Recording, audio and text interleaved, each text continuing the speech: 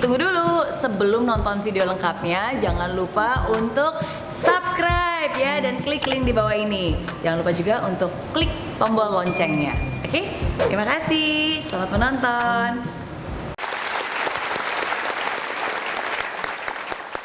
Baik hadirin dan juga pemirsa, terima kasih Anda masih bersama kami di I'm Possible, dari impossible jadi I'm Possible. Baik, Miss Mary, kembali lagi ke pertanyaan saya sebelum tadi break. Iya. Bagaimana caranya supaya kita tidak dapat terjerumus, tidak mudah tertipu dengan kerajaan dan juga investasi bodong yang akhir-akhir ini marak terjadi di masyarakat. Bagaimana, Miss? Iya, jadi pertama kita harus mengenali dulu nih, ada virus yang membuat kita demam. Virusnya bukan virus corona, ya. Virusnya namanya FOMO. Apa namanya? FOMO. Nah, FOMO itu apa? FOMO itu adalah singkatan, kepanjangannya adalah Fear of Missing Out. Oke, Fear of Missing Out. Nah, jadi ini adalah demam di mana virus ini membuat kita merasa takut ketinggalan. Dan lebih parah lagi, kita makin lama pengen menjadi orang yang tahu duluan. Pengen jadi yang pertama. Kalau ada kesempatan bagus, wah lebih baik saya duluan nih yang masuk. Supaya saya bisa duluan, nanti mungkin dapat tingkat paling atas, baru teman-teman yang lain ngikut. Kita pengennya jadi duluan. Nah, tapi seringkali ini yang menjadi perangkapnya, Mas Irgi. Berdasarkan dari pengalaman saya sendiri, pernah ketipu, dulu pernah habis uangnya, zaman dulu. Di situ saya mendapatkan pembelajaran berharga. Saya selalu bilang, kita harus jadi orang berani. Anak muda harus berani, mau sukses harus berani. Berani bermimpi besar, berani keluar dari zona nyaman, berani melangkah. Tapi ingat, berani bukan berarti nekat. Ingat, berani bukan berarti nekat. Artinya nggak boleh tergesa-gesa. Ada yang harus dipikirkan, ada yang harus dicek, ada yang harus dipertimbangkan, ada yang harus direncanakan. Cari informasi, pikirkan, and remember, if it is too good to be true, it's probably not true. Kalau kita mendengar, wah ini muluk-muluk nih, bisa-bisa yang muluk-muluk itu berakhir dengan sesuatu yang buruk. Jadi ingat ya, supaya tidak terjadi lagi, sekarang saya ingin semuanya angkat tangan kanannya tinggi-tinggi. Oke, tepuk pundak sebelah temennya sebelah kanan dan bilang bro sis. Supaya nggak halu, cek dulu. Baru percaya. Gitu halu semuanya. Saling menyadarkan ya, Mix ya. Iya. Memang betul, kita harus cek and recheck dan juga jangan tergesa-gesa. Iya. Nah, untuk itu supaya lebih afdol lagi, saya akan mengundang seorang psikolog untuk hadir bersama-sama kita di sini. Jadi kita nanti akan tanyakan bagaimana caranya, tipsnya seperti apa supaya kita juga tidak gampang terjerumus dan kita bisa kuat untuk menahan semua godaan. Kita sambut, ini dia Tara The Tours. Hai. Halo Mbak Tara, apa kabarnya? Kabar. Ya, selamat datang di I'm Possible. Iya, terima kasih. Senang Ya, bisa oke. berbagi hari ini ya berarti. Nah, ini mumpung ada Mbak Tara di sini nih. Karena Mbak Tara ini adalah seorang psikolog, pastinya kan ngikutin ya berita yang terjadi belakangan ini. Seru, Tadi ya? kita udah sedikit berbincang-bincang sama Miss Mary. Dan Miss Mary adalah orang yang memiliki pengalaman buruk sebelumnya. Iya, dulu ya. Dulu ya. Nah, tapi sekarang kita juga ingin berbagi kepada penonton yang ada di studio maupun yang ada di rumah. Kira-kira dari sudut pandang Mbak Tara sendiri nih, bagaimana caranya kita supaya kita tidak terpengaruh untuk menjadi pengikut kerajaan ataupun investasi bodong yang mungkin sekarang ini marak di masyarakat? Iya, kalau yang banyak diomongin di masyarakat, wah ini karena pemimpinnya halu, terus yang ikut juga halu. Gitu ya. Tapi sebetulnya menurut saya itu bukan halu. Kalau secara psikologis kita harus bedakan, ada dua istilah sebetulnya, halusinasi dan juga delusi. Ya. Halusinasi itu selalu terkait dengan indera, apa yang kita lihat, apa yang kita dengar, apa yang kita sentuh. Tetapi delusi itu selalu terkait dengan kepercayaan. Jadi misalnya gini, misalnya Mas Irgi nih ngaca gitu ya, pas lagi ngaca, yang Mas Irgi lihat di kaca, Prince Charles dari kerajaan Inggris. Misalnya. Halu. Tunggu dulu. Itu halusinasi.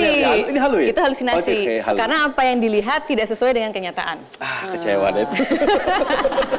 Tapi Prince Irgi lebih keren. Iya, lebih keren dong. Nomor sepatu berapa, Miss? Oh iya. Tapi kalau misalnya Mas Irgi bilang ke diri sendiri, Saya percaya bahwa saya adalah seorang raja, saya berkuasa dan akan ada banyak orang yang akan mengikuti saya. Nah, di sini yang disebut dengan delusi. Jadi kalau kepercayaan selalu berhubungan dengan delusi. Jadi sebenarnya bukan halu, lebih ke Delusi. gitu. Nah, ini istilah yang sebetulnya ingin saya jelaskan aja gitu ya. Nah, sebetulnya ketika orang mengalami delusi atau yang populernya halu, orang itu tidak akan pernah sadar bahwa memang yang dilakukan itu sesuatu yang salah.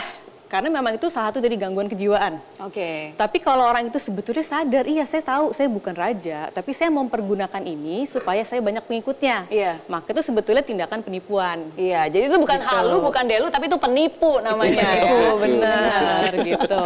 Oke, jadi sudah dijelaskan, jadi yang terjadi di masyarakat ini bukan halu, tapi delusinasi.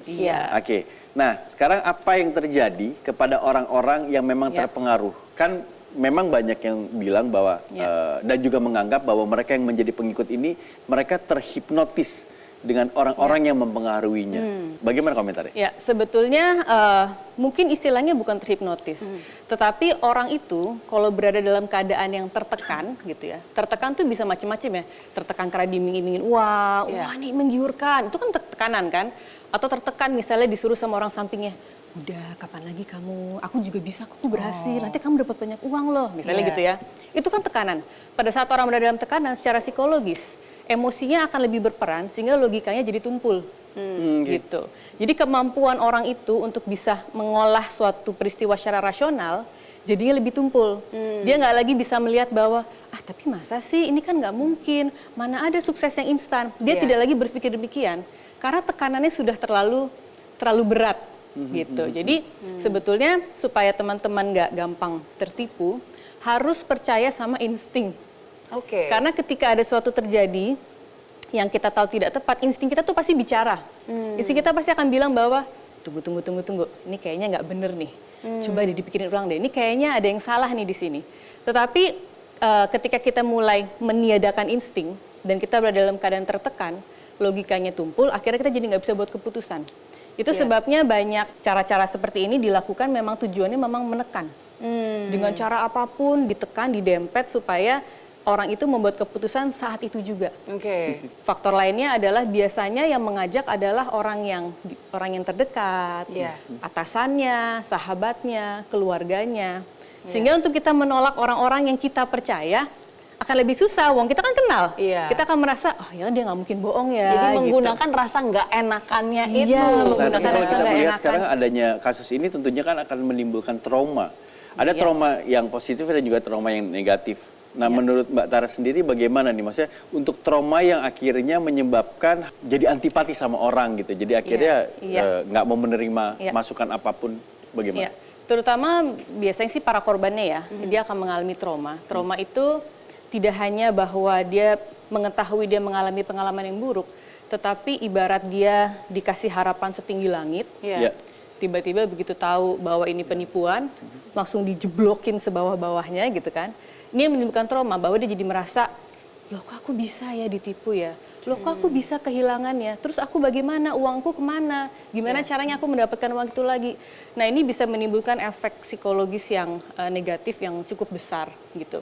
Tapi di sisi lain mungkin bisa jadi orang tersebut dampaknya ke depannya jadinya lebih waspada gitu ya. Gimana cara kita membedakan, kalau tadi kan Mbak Tara bilang ketika kita emosi kita sudah main, logika kita menjadi tumpul. Tapi habis itu percaya dengan insting. Sedangkan kan insting itu kan sesuatu yang bukan dari logika. Insting itu kan juga sebenarnya lebih dekat dengan perasaan yang dirasakan. Ini gimana kita membedakan antara perasaan yang terbawa atau benar-benar insting? Yang pertama kali muncul itu pasti adalah emosi dulu, which is tadi insting. Kalau instingnya bilang bahwa enggak nih, ini kayaknya salah nih, ini kayaknya tidak benar. Ya.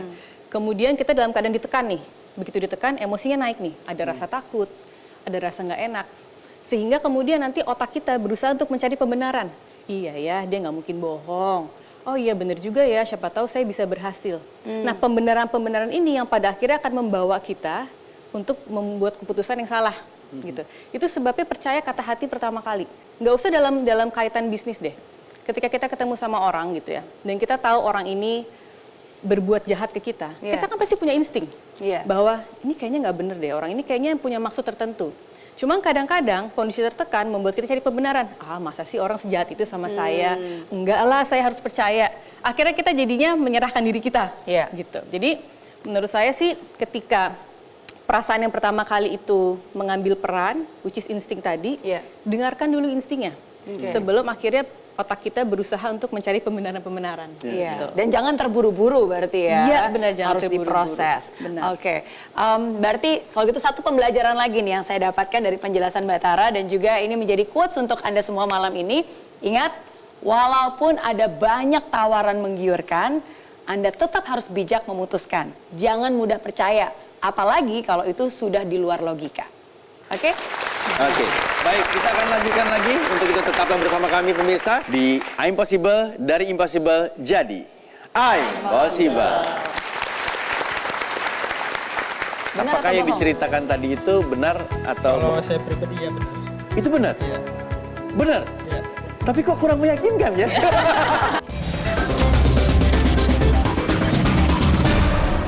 Hai friends, terima kasih ya kamu sudah menonton I'm Possible episode kali ini. Nah, untuk kamu yang ingin nonton langsung I'm Possible di Studio Metro TV Jakarta langsung bersama saya, bisa langsung kunjungi link di bawah ini ya. Nanti kamu bisa daftar dan kamu akan masuk ke dalam grup WhatsApp. Di sana akan ada langkah-langkahnya. Dan pendaftaran gratis. Jadi tunggu apa lagi? Daftarkan diri kamu sekarang juga, bawa teman yang banyak, dan sampai ketemu di studio Grand Metro TV. Oke? Di aplikasi Mary Riana tersedia lengkap video-video YouTube terbaru saya, artikel yang up to date, quotes inspirasi, koleksi merchandise, workshop dan seminar yang bisa kamu dapatkan free dan download sekarang juga gratis.